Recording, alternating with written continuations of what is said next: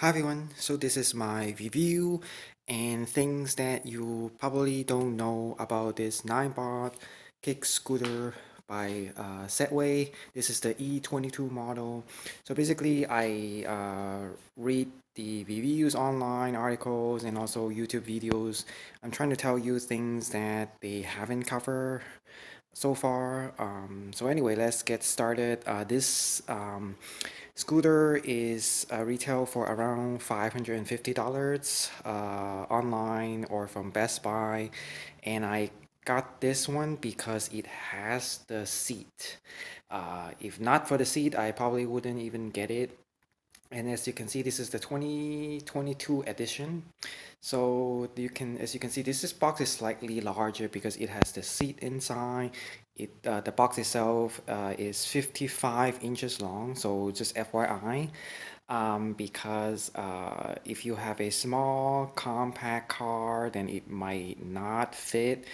But anyway, this is just FYI because this is longer than your regular scooter box because it has a seat inside. So there's a box within a box. So as you can see, there's a smaller box in here, and then there's a seat over here. That's why this box is larger than your regular box. And then the next thing I wanted to talk about is the scooter. And actually $550 is included. The seat is included already, so you don't have to pay extra. But it's here. It sets these. It is a hundred.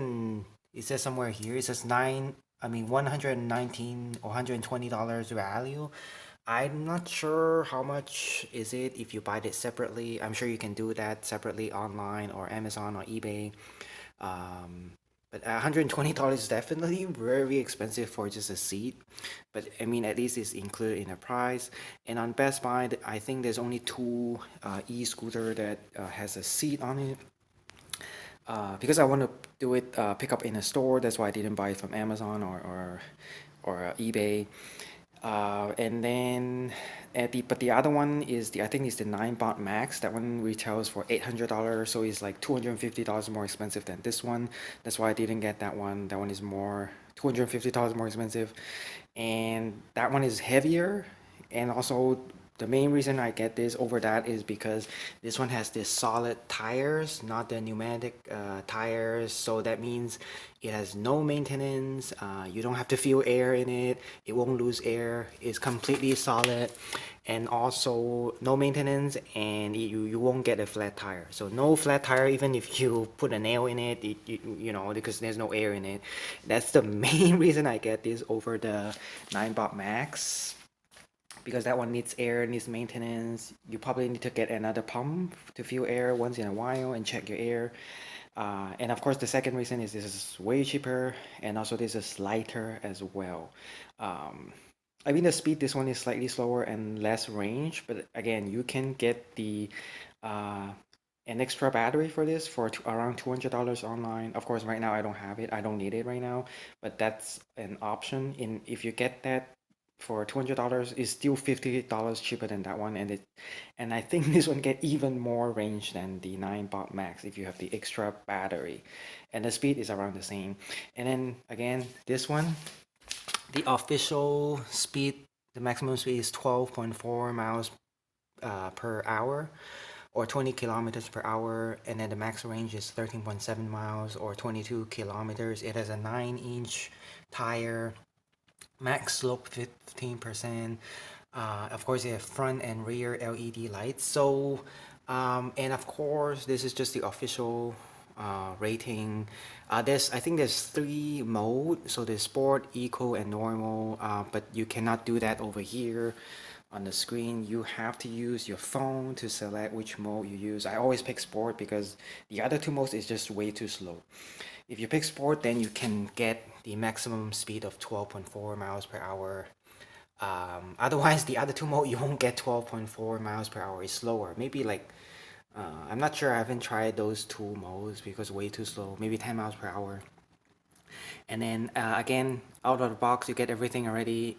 It's a quick assemble, very easy, basically, or you can just watch other YouTube videos to learn how to assemble it. It's very quick, maybe 15 minutes. But of course, the seat, if you have the seat, it takes longer. time, maybe 30 minutes to assemble, and then after that you need to activate the scooter. And in order to activate it, you need your Android phone. I'm not sure about iPhone or a Win. I'm not sure. I think you need the Android phone, and because you need to use the Ninebot app, you need to download from the App Store, and you need to activate your Bluetooth. I think you need at least Bluetooth 4.0. And then at first it took me over 30 minutes trying to connect it because it couldn't find it.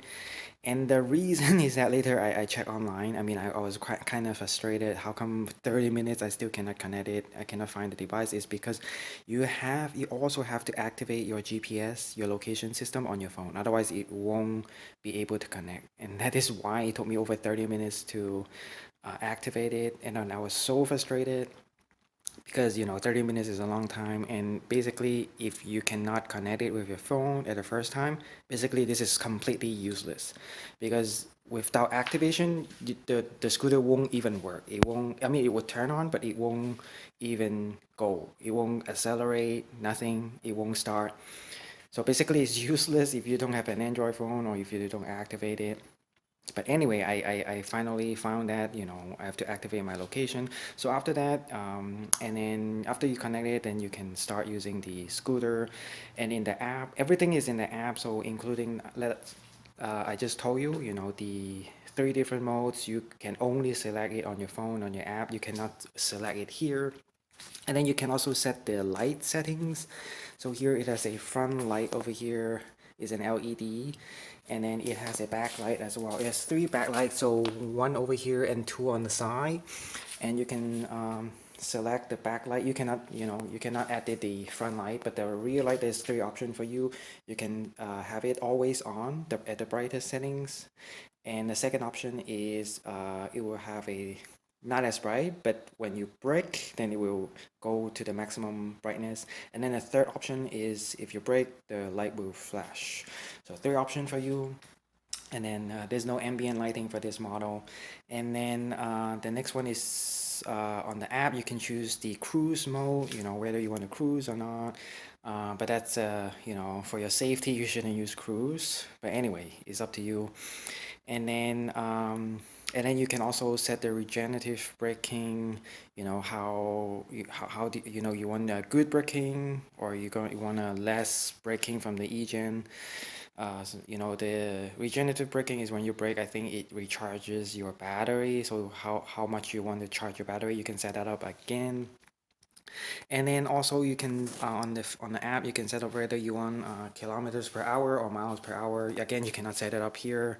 You can only select it on your phone. But again, it's a one-time setup. You don't have to change it every time. And then on the app, you can also record your ride, something like that. There are three more options that you can choose in your phone app. Is that the first one is the charging limit. You can set the scooter to stop charging from 80% all the way to 100%. So you can set it to stop charging at 80%. So once it reaches 80%, it will stop charging. But of course, it doesn't make any sense to me. I don't think anyone would pick anything rather than 100% because like why would you want to charge it not fully, like 80%, 85, 90, 95? Like why? So I always pick 100%.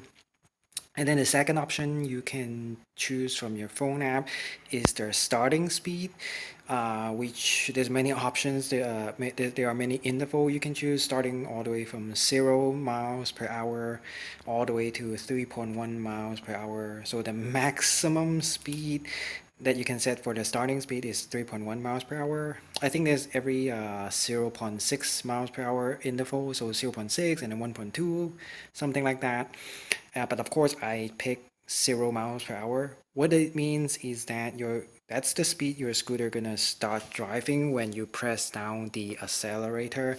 If you set it to 0 miles per hour, that means your scooter would start. Once you press it will start even if it's not moving. But I guess it might be a safety feature, the reason you don't want to set it to 0 miles per hour because you might accidentally press this and it will start going or shoot out.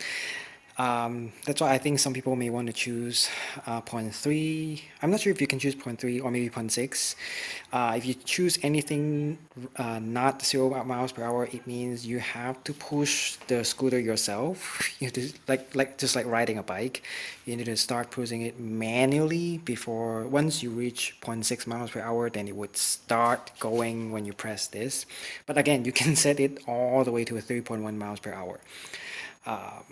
But for me, I just set it to 0 so that I don't have to push it myself. The scooter would start on 0 miles per hour once you press this. So the last option that you can choose for your scooter on your app is the electronic brake level. So you can choose between weak, medium, or strong. I pick weak myself because what it means is that once you let go of the accelerator, if you choose strong, that the scooter will slow down on itself really, really quickly. So basically, once you let go of these, it will just break on itself if you pick strong. So that's why I pick weak, because I always have the option to just use the brake pedal over here instead of just I mean, if you want, if you pick strong, it's kind of like one pedal driving, that kind of thing. But it's too strong. Once you let go, it immediately quickly drops to 0. So that's why I don't want it, because sometimes my thumb is too tired. I just want to let go a little bit. If I'm not on cruise, then it won't slow down as quickly. That's why I choose weak. Then at least you can let the scooter to coast a little bit. So that's pretty much it for the app, if I remember correctly. And then again, the main reason I get this is because of the seat. And if not for the seat, I wouldn't even get it. And the seat itself, it gives you a huge, I mean, for me, it's a huge benefit. It basically, if you ride for a long time, let's say over 20 minutes, then you must have the seat. Otherwise, it's very tiring, and also it's much safer with the seat. It's kind of like riding a bicycle or other gasoline scooter, I think. Is a huge difference in terms of the ride quality, and also the safety as well. Is much safer when you're sitting down and compared to standing up. The scooter is much, much, much more stable. More balance, because if you stand up, then you have a higher center of gravity, but if you're sitting down, you have a much lower center of gravity. And it's much easier to control your scooter, especially if you're a beginner like me. It's much better, feels much better, and much easier and much safer to ride with a seat. So this is a no-brainer for me. And then the ride is fine. I heard there's no suspension, but I think there's one on the seat. I'm not sure. Um, and then another thing is this scooter is front wheel drive, so it only drives the front wheels. I don't think any video or article mentioned that. The back wheel is not powered, but I think there's a brake in there. I think there's brakes on both, and and of course a foot brake over here. You can just you can just use this, using your feet. That's one way you can brake. The other way is here. This is the e-brake. I mean, electronic brake over here. This is your accelerator. One thing I have to think is this one you can get tired. Your finger. Usually you use your thumb to press the accelerator, but you can get tired really, really easily if you ride more than 30 minutes. If you keep pressing this all the time, because if you have to hold it now, unless you have the cruise mode, otherwise you have to keep pressing it, because once you let go, the region will automatically slow down your scooter pretty quickly. So this is bad placement, but I think all other scooters are the same. As you know, there are many models, I think, but all the models are pretty much the same in terms of how it works. So I'm not sure. Maybe it's a part of a safety feature. They put it here. If you put it here, it will, people are gonna accidentally press that maybe. And there's a bell over here. This one is the brake, but most of the time you don't even have to use the brake. Once you let go of these, it will slow down pretty quickly. This is your second brake basically, and this is your third brake. And then if we want to turn it on, you just hold this for a few seconds. Actually, you don't have to hold it to turn it on. As you can see, this is the screen here. I've set it to miles per hour, and S stand for sports mode. This is the Bluetooth signal, and this is your battery range. Another thing I have to think is I wish the battery would be a percentage, let's say 80% or 25% instead of just bars. There's 4 bars over here. The only way you can check the percentage is through your phone app, or when you're charging it. When you're charging it, it will show the percentage. But once you're not charging it, it will turn back to how many bars, only 4 bars. So it's kind of vague. I don't know how much percentage I have unless you check on your phone, which is not good. Unless you have a phone mount over here, you're not gonna look at your phone when you're riding it, unless you have a phone mount. But anyway, that's another thing for me. And then there's pretty much nothing else. There's only one button over here. If you press one more time, then as you can see, the LED light will turn on. And then if you press it one more time, it will turn off the LED lights. And then to turn it off, you just hold it. And then like 2 or 3 seconds, then it will turn off.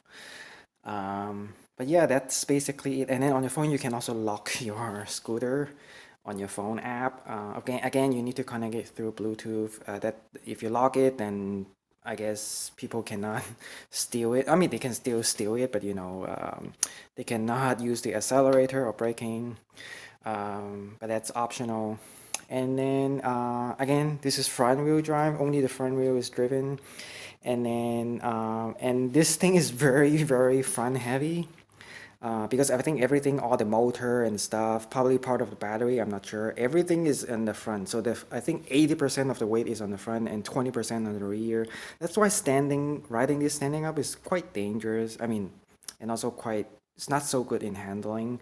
That's why sitting is a must for beginner, or at least for me. Because sitting down will put much of your weight in the rear, so it's way more balanced, maybe 50-50, or even if you're a heavy person, then you're maybe even more rear heavy. But if you're standing up, then most of the weight is in the front, which is not good. I mean, the scooter again is very front heavy because everything is on the front. 80% front, 20% rear. Let's say if you want to pick it up, yeah, you can already tell, it's very heavy on the front. You can easily pick up the rear. And again, you can how to fold this thing is again, you turn this here, and then you use your feet to step on it, and then you can fold it easily. And the thing is, even with the seat, you can still fold it. The only thing is, I mean, without the seat, it only takes less than 10 seconds to fold it. But if the seat, probably take 20 to 30 seconds. I'm not going to do it right now because I am holding my camera. It's a two-hand operation. So, but the thing is, there's a thing here, you can unhook it, and then you can fold the seat down, and then you can fold the scooter. So take maybe 30 seconds to do that. This is the thing that secure the hook over here, and then to unfold it, to unlock, you just press this and you can fold it back up. It's a very easy process, and after folding, it's such a very small scooter. It doesn't occupy too much space. And then when you ride it, you must flip it back. There's even a warning label here because if you accidentally step on it, it will cause it's very dangerous, because when you're riding it, you don't want to accidentally fold your scooter. And then again, this scooter is very the performance is based on your weight heavily. So if you're a heavy person, it will significantly affect the performance of this scooter. I think the weight limit is 220 pounds limit. I think if you're a smaller person, it will accelerate and decelerate much faster, and also it can go up a hill much easier if you're lighter. And the range as well, it will affect the range. I think it says 15% gray, but of course, I don't know how to measure that in real life. But for me, surprisingly, because I'm not that heavy, so the uphill performance is pretty good, better than what I expected. It's still quicker than walking speed going uphill. I mean, because I watched some video, they said going uphill is very slow. It's kind of like walking this speed, but for me, it's okay. But I'm not sure the grade of that hill. Probably is close to 10 to 15% grade. And then again, I tried standing up. It's a huge difference, standing up and sitting down. It feels scary standing up sometimes, especially for a beginner. Yeah, that's why the seat is a must for me. And then Let's see. So another thing I want to tell you is what happened if you press these two pedals at the same time. So let's say you're driving a car. It's kind of like when you press the accelerating pedal and the brake pedal at the same time, what would happen? So make a guess. Well, actually, of course, the brake will override the accelerator. If you're driving, if you're going already, then if you press both pedal at the same time, then the scooter will brake to a stop. But if the scooter is already stopped and you press both of these together, it won't go. So again, this is a safety feature. If you press both of them at the same time, always the brake will take over. Let's see. So and then here's the charge port over here. So you just open it like that. You can charge it. It says it takes around 3.5 hours to fully charge. I haven't measured it myself. Probably a few hours. Um, and then again, you can buy an extra battery, but you need to install it over here.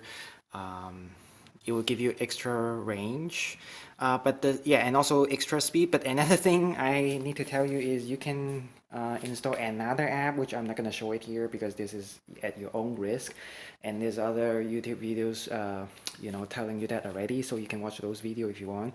And you can use that app to flash this scooter, and you can increase the speed immediately to around 17 miles per hour, or around 30 kilometers per hour.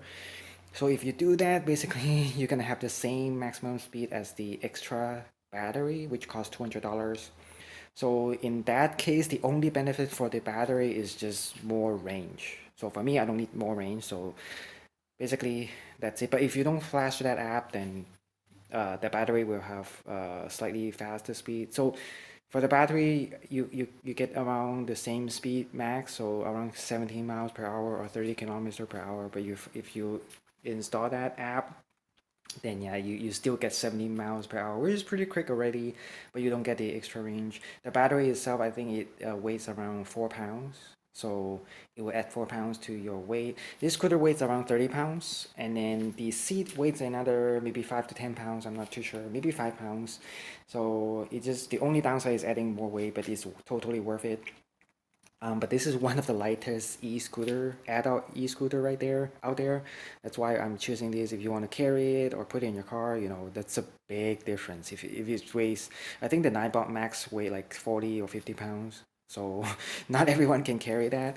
And it's pretty small. I think the width is only like 9 inches, 8 or 9 inches wide. So it can pretty small, and the length is around 44 inches, I think. But the box is 55 inches. That's why the box is longer. Um, but yeah, this is pretty much what I'm gonna tell you. So this is the charger over here. You can charge it, and then another thing is when you're charging it, the scooter will not go, because this is another safety feature. When you charge, you hook it. It's kind of like, you're putting on gas. You don't want to drive your car when you're pumping your gas. So when it's charging, then it won't go. It won't start. So this is pretty much what you need to know, and people don't tell you. And again, one more thing, the seat, you cannot switch out the seat, the top of the seat, because, for bicycle, you can always switch out the seat, but this was the factory. Came from the factory, and you cannot change the top, unless you have to wheel it yourself, DIY, but that's scary, that's always dangerous. But anyway, you cannot change the top. This is a whole thing is together. So another thing to know. And then this thing, I don't know what you call this, the handle, you cannot adjust the height of that. The seat, you can adjust the height, I believe, although I have the lower settings. But this thing, you cannot adjust the height. So, but I don't think it's a big complaint. And then so that's basically it. Everything you need to know in my quick review of this scooter. I mean, it drives fine. If no seat, I'm not gonna buy it. I won't even feel comfortable riding this around. Only with the seat, huge difference, definitely worth it. And this is one of the few models that you can get the seat. I mean, comes with the box already. You don't have to buy it separately. This one, and I think the Ninebot Max, Again, I think you can always buy just the scooter if you don't want. I'm not sure the price for that. It says the seat costs $120. I don't think it's worth $120 buy it alone, but you know, for 550 is a good deal. But I think this seat is compatible with almost any other Ninebot e-scooter. Um, yeah, it looks the same as the Ninebot Max seat. So, but anyway, do your own research. So anyway, that's pretty much it. So thanks for watching and have a nice day.